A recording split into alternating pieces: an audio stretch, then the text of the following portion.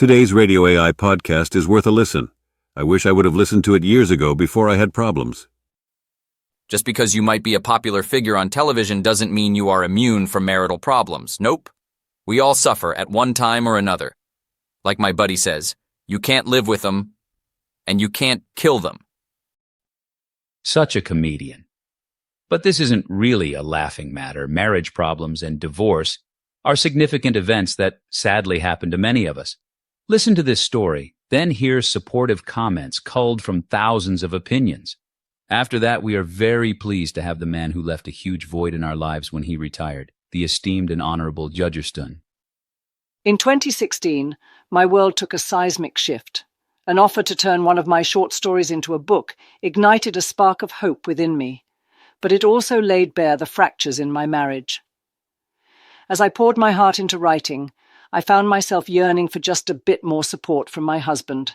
Simple tasks like vacuuming or grocery shopping became points of contention, highlighting the growing chasm between us. Amidst the chaos, my husband suggested adding another child to our family. It was a suggestion that left me incredulous. How could he ask me to sacrifice my dream for the sake of expanding our family? The choice suddenly seemed stark. Pursue my ambitions or remain in a marriage that stifled my aspirations. As I grappled with this dilemma, I delved into the reality of divorce rates in the United States, realizing that the statistics often belie the emotional complexities of marital dissolution. The unequal burden of domestic responsibilities placed upon women and the societal pressures to maintain marriages at any cost became glaringly apparent. Reflecting on my own experiences and those of other divorced women, I came to understand the profound political and cultural dimensions of divorce. It was not just a personal decision, but a societal commentary on the expectations placed upon women within marriages. Through it all, I found solace in the solidarity of women who had walked similar paths. Their stories of liberation and empowerment spoke volumes about the transformative power of prioritizing self-worth and happiness. In the end, divorce became my liberation. It was a courageous step towards reclaiming my autonomy and pursuing a life that honored my dreams and desires. It wasn't an easy journey, but it was undeniably worth it. Every couple needs to figure out the division of labor that works for them. More importantly, every couple needs to figure out how to support each other. Imagine how different this marriage dynamic would have been if Lenz's ex had been proud of her success as a writer and helped in the home to support her. I believe this dynamic, women who decide being single is better than an inequitable marriage, is the reason fewer Americans are married than in past decades. Now that women on the whole have more education and earning power, you'd think the forces of supply and demand would be an overall benefit to women, and that men would make themselves more attractive to wives and potential wives by being more attentive and equitable, etc. But the reality is that men are doing almost the opposite, falling behind women in education, struggling to get a footing in adulthood, and many becoming openly bitter about women. This is a bad situation. It makes men unhappy as well as women. But how are people in media and politics talking about this crisis of men? Mostly as a problem that is the fault of women, or at least should be fixed by women who should marry them. They would rather try Christofascism first. Yes. What strikes me is the number of men who were stunned. Stunned that their marriages ended and their wives were done. Who never saw any warning signs and blame it on their wives. Anyone who gets a date with a guy who says, "My wife just walked out," or "She went crazy, bipolar, menopausal, didn't know what she wanted," etc., etc. Run. I stared at him in disbelief. My dream was finally within my reach and he wanted me to give it up? It soon became clear. I could be successful or I could be married. Hoo boy, do I feel this. I felt the same way after I went back to work post 8 years as a SAM. I'd stumbled into a job that felt good. What I was doing fit like a glove, and I knew it would become a passion. My husband was less than thrilled. My mother-in-law basically thought I should stay in the job I already had. The job I had taken just because it was the only one I'd been offered after 3 months of looking. The one with a verbally abusive co-worker. With this new job came wave of delayed personal growth. My parents had been controlling, so I married a controlling man with a controlling mother. Only after I took this new role did I recognize how confining my life was. The work I was doing was fulfilling. I finally felt like I'd found my stride, but when I asked for some room to become my own person, that request was denied by my husband. No, I wasn't asking for the marriage to be open or anything like that. I was just asking for the freedom to do some things for me. Yes, things in our marriage would have changed substantially, and hubby wasn't having it. We were a unit, and we did everything together or we were nothing. The marriage fell apart as a result. Do I feel guilt? Daily, but I'm in a much better place. My ex, he hasn't changed one iota. My husband of 40 years and I, empty nesters, have just decided to stay married, but we're going to live in separate places.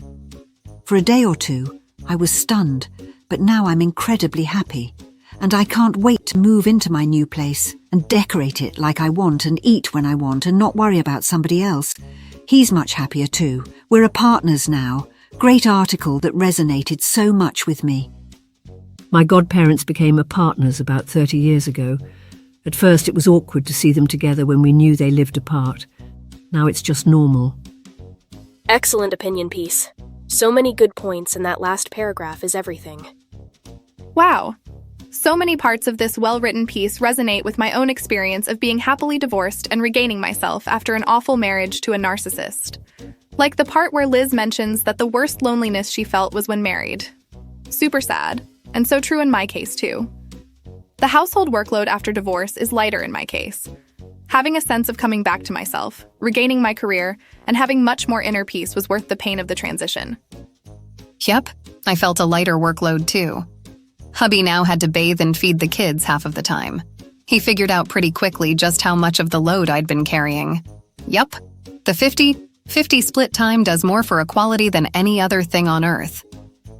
Why must women keep propping up this institution?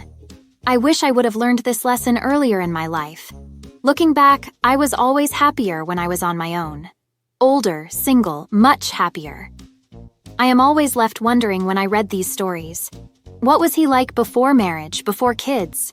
I don't think many people change drastically after marriage or kids. I think you know who you are marrying. I have an equal marriage, an equal partnership. Not because I trained my husband, but because I find helplessness and selfishness so massively unattractive. What was her ex like when dating? What was living together like? Surely there were signs of this helplessness back then? Amen to this. She married the fool. Don't go blaming the entire institution. I am a man and I initiated the divorce between me and my wife. This woman was not who she portrayed herself to be. With 3 college degrees and plenty of money and homes inherited from her father, she married me, an attorney, for the purpose of living off my salary and enjoying life at my expense. We had 2 kids. Early on, I asked her why she is not spending any of her dad's money, and she told me that if she spent it, she would have no place to turn if we divorced. So I was called upon to support a rich woman and 2 kids on my small government salary. She refused to make me a joint owner of any of her property. Yet I had to support her. She also had severe personality problems. She lied about everything and made up stories. I realized she was a narcissist and that I was her supply. To this day, she still gaslights me. The kids are grown but never want to listen to my side of the story. I was a good dad. We ate well and spent weekends living at our different homes. There were good times. Men, beware of the narcissistic woman, especially a covert one. Take time to know the person you are marrying. Today, I am wealthier and wiser than I was when I was married. I will never marry again. It is too costly. When you treat your wife like a single mom, it's not a stretch for her to become one. This, excellent article. Your words, so insightful. It is possible to be the lonely one, feeling single in a marriage. I was there, and now that I'm a widow, so enjoying my freedom. Divorced for 32 years. He suggested it in a moment of rage because I was sleeping on the couch to get away from his apnea snoring, which he refused to see a doctor about. I don't snore. He had been no help with the house and kid up till then, so it was actually easier for me to be a single parent because I didn't have the extra work of making lists for him that he didn't do anyway. I am content and have no regrets. But he is miserable and blames me for the divorce to this day. Funny, I was just reading yesterday about how more and more American men no longer want to marry because marriage has become too much of a financial, legal, and emotional risk for them. They're happy to stay single, build their assets quietly, and enjoy their peace. Good. Then it seems like many men and women are wanting the same things. Less conflict that way, yes? I have never felt so lonely as I did in my 19-year marriage. Have been happily divorced for 30 years. Mental illness is often at the root of divorce. That's what you got from this? What? And at the root of marriage as well. Your wisdom? Too extreme. Tons of words which indicate they were never meant to wed or have children together. Would love to ask the kids in 15 years or so if they think their home was actually stable. Love is not mentioned much in this piece. Love can carry you through much worse than poop on the carpet and walls, as well as division of labor. Love is crucial, but not the sole requirement. You need respect and empathy as well. I would add that it's not possible to have true love without respect. The writer's husband had none of it. He felt entitled. The children are in a stable situation now. A bad marriage between the parents equals unstable home for children. Love fades quickly when a woman sees that she is doing most of the physical work and all of the emotional work in a marriage, and is still not respected. Some interesting stories indeed. Now let's hear from our favorite family law judge, who has a wealth of experience dealing with divorce. As a retired judge who presided over countless family law cases, I've witnessed firsthand the complexities woven into the fabric of marriage. Each case presented a unique tapestry of emotions, legalities, and societal expectations. Yet, amidst the diversity of stories that graced my courtroom, one common thread persisted: the pursuit of equality within marriage. In my years on the bench, I encountered couples grappling with the weight of traditional gender roles, where one partner shouldered the lion's share of domestic responsibilities, while the other pursued career aspirations. These imbalances often simmered beneath the surface, fostering resentment and eroding the very foundation of the marital bond. One poignant anecdote that stands out involves a couple, let's call them Sarah and Michael, who appeared before me seeking a divorce. Sarah, a talented writer, yearned to devote herself fully to her craft, but felt shackled by the expectation to manage household duties single-handedly. Michael, while supportive of Sarah's ambitions in theory, struggled to relinquish control over domestic affairs, unknowingly stifling her creative spirit. Their story resonated with me deeply, reminding me of another couple, Mark and Lisa, who faced a similar predicament years prior. Lisa, a budding entrepreneur, found herself at odds with Mark, whose traditional upbringing instilled in him a rigid view of marital roles.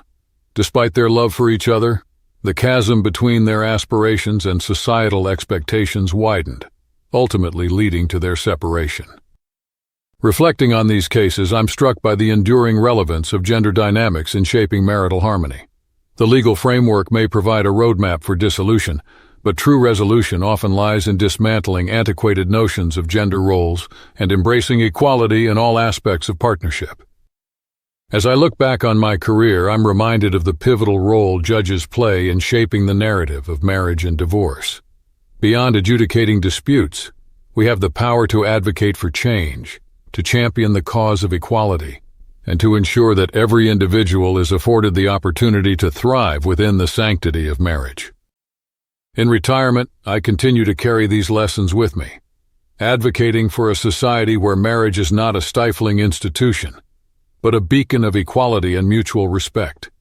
And while the legal anecdotes I've shared are fictitious, their essence reflects the struggles and triumphs of countless couples navigating the complex terrain of modern marriage.